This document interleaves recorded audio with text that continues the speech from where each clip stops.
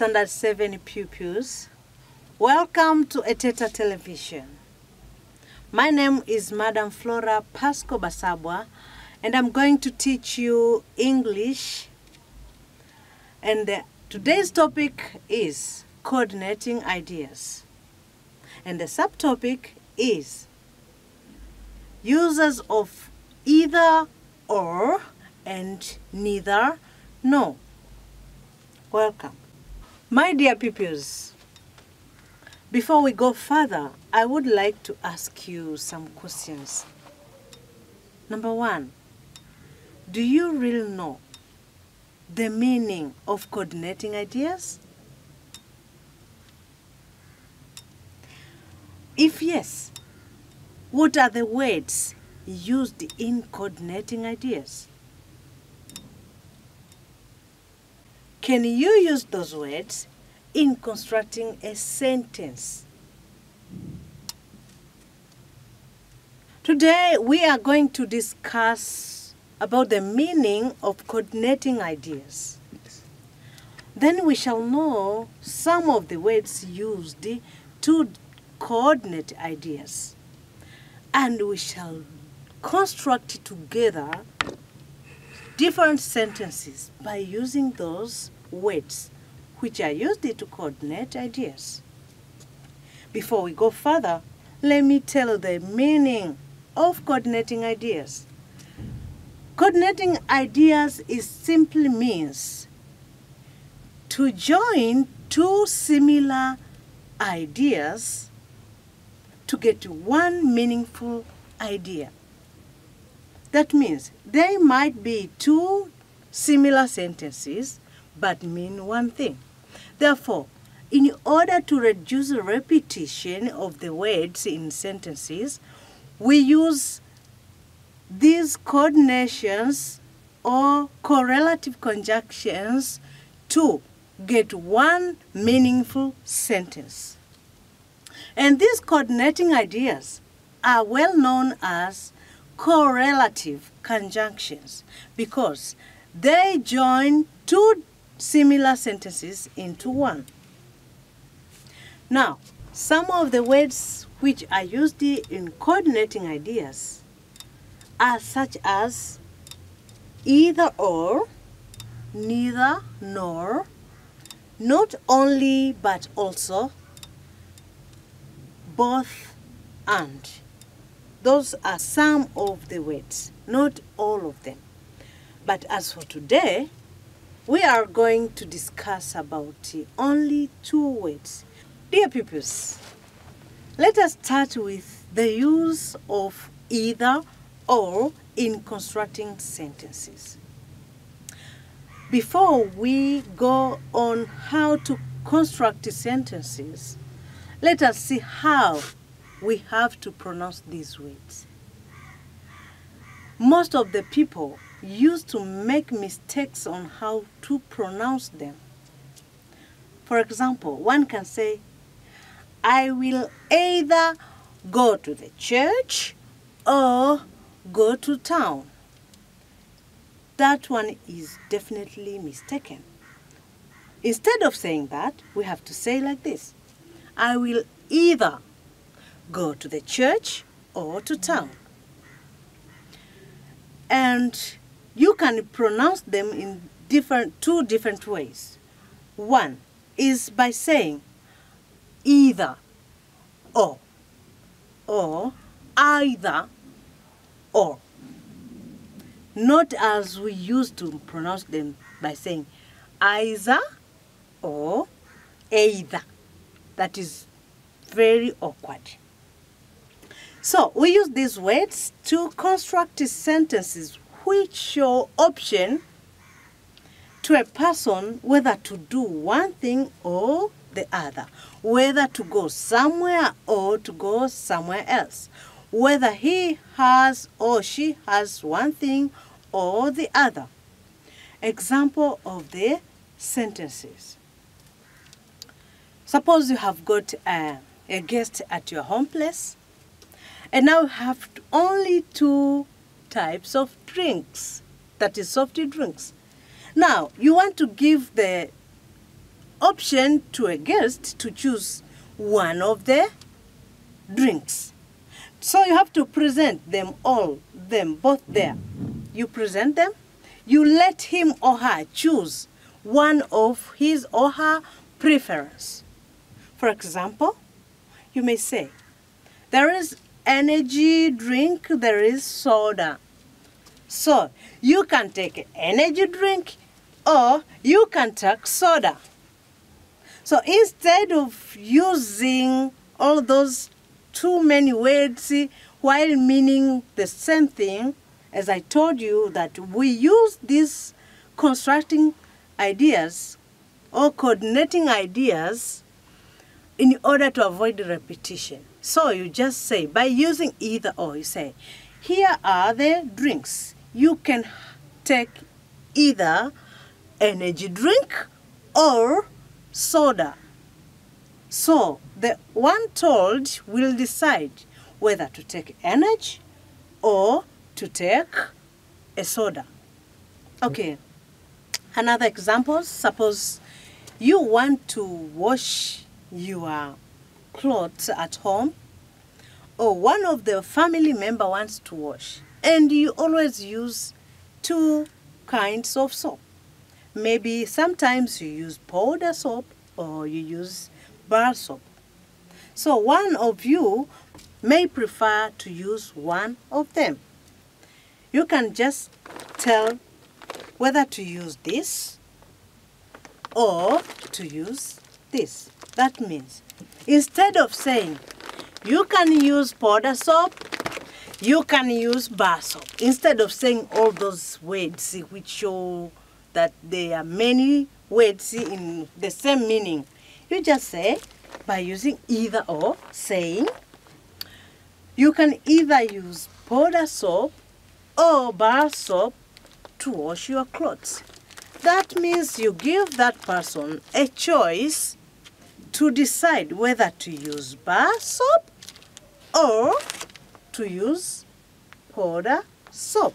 That means one of these two can be used to wash clothes. Another example, you can ask someone when cooking. For instance, you want to give her or him choice which tomato to use. So you may tell her or him that there are two different tomatoes. One is tomato paste and the other one is real tomato. So you can just tell, instead of saying you can use tomato paste, you can use real tomatoes to cook that food or to cook that sauce. So instead of using all those words, you just say you can either use real tomato or use tomato paste to make good soup. And last but not least, you want to advise someone in order to gain vitamin C. Instead of telling him or her, you can use this, you can use that, you can use this one, you just give him the choice. Which fruits can he or she use to gain the vitamin C? So suppose you have only these two fruits. This is lemon and this is an orange. So you can tell him or her, you can either use an orange or you can use a lemon to gain vitamin C. And by using that either or, you will have helped the person to understand easier your idea without using too many words. Without making mistakes, you should use them like that. And so many, many, many examples. Those are just examples. Now we come to the next words which are used to coordinate ideas. And the words are neither, nor. We sometimes make the same mistakes by saying neither no. Neither, no. We don't have to make those mistakes when saying these words. We have to pronounce them the way they have to. For example, this word should be pronounced in these two different ways. You can say neither no or neither no, and not neither no, as we used to make that mistake. This is also used to coordinate ideas, but does not give somebody choice in a positive way, but it gives choice in a negative way. For example, you may say, Madam Flora is not too tall and is not too short. So instead of saying like that, you just say, Madam Flora is neither tall nor short. That means I'm at the middle somewhere, not too short, not too tall. Do you understand? Another example, you may say, my friend Eva is neither beautiful nor intelligent. That means my friend Eva is not beautiful. She does not have good looking. She's not attractive. But also, she is not intelligent. That means IQ is very low. So, that means you show that, if we begin with Madam Flora, is not too tall, is not too short. Is somewhere there. So, between these two choices of being tall or too short, none of them belongs to Madam Flora. And the second one, my friend Eva, between being intelligent and being beautiful, none of these two that belong to this girl Eva. She has nothing between these two. And the other one you can say, my grandfather can neither read nor write. Can neither read nor write. You mean your grandfather does not know how to read and how to write. So between these two options of reading and writing, your grandfather has none of them. Do you understand? And the last one, we can say, for example, my friend Peter has no money, has no job. Instead of saying, my friend Peter has no money, my friend Peter has no job. Instead of saying that, then you just say, my friend Peter has neither money nor job. That means between these two, which can help somebody to sustain life, either job to get some money or money itself, one has none of them. Therefore, my dear pupils, we may have the uses of all these words in our daily life, at school, at home, anywhere else, in the church, anywhere. For example, in our homes, I can ask you, by just using either or, I can ask you, my dear Jennifer, what do you usually take at home during lunchtime and dinner? Do you take rice or do you take ugali? So you can just choose one of them. Maybe you talk about dinner or lunch. You can say, we can either eat ugali for lunch or rice. At the same time, you can say, what else do you take? Maybe potatoes or cassava.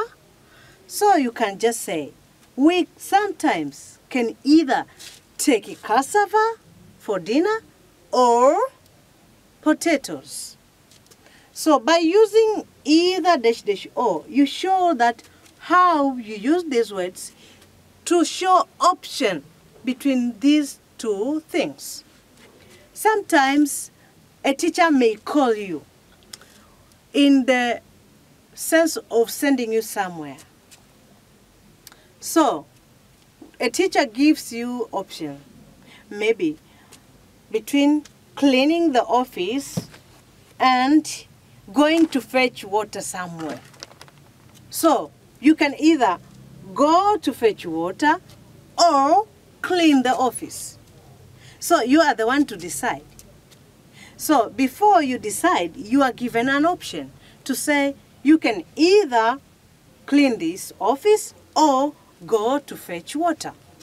That is the uses of either or in different aspects at home and school. But we have different aspects where we use the word, the coordinating ideas, either or. Now when we come to the uses of neither, nor, or neither, nor. These words also, the same applies, can be used in different aspects at home, school, and wherever. For example, at home, if we begin at home, maybe you are very much interested in watching cartoons at home or going to play with your friends out there. So your mother commands you not to do one of them too.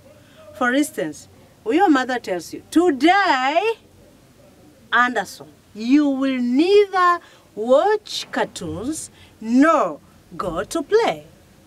That means none of these two options, you will do them.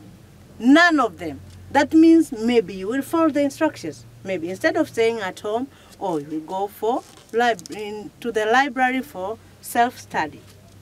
Therefore, my dear students, my dear pupils, we should make some more exercises wherever we are to make sure we know on how to construct the sentences by using these coordinating ideas.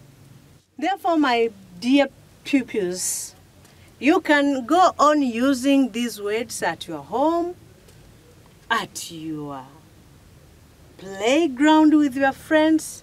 For example, today you may ask your mother, instead of saying, do we cook rice or do we cook ugali, mother, today?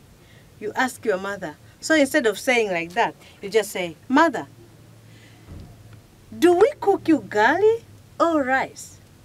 So your mother will tell you one choice of her choice, maybe, oh, today we are going to cook ugali, or today we are going to cook rice. So you'll be given a choice. Or your mother can tell you, today, my daughter or my son, you will not go to school. You will not go to play. So that means to construct, saying neither, using neither. No. You say, you will neither go to school nor go to play. That means perhaps you are sick. So you should stay inside, rest, and use a medicine.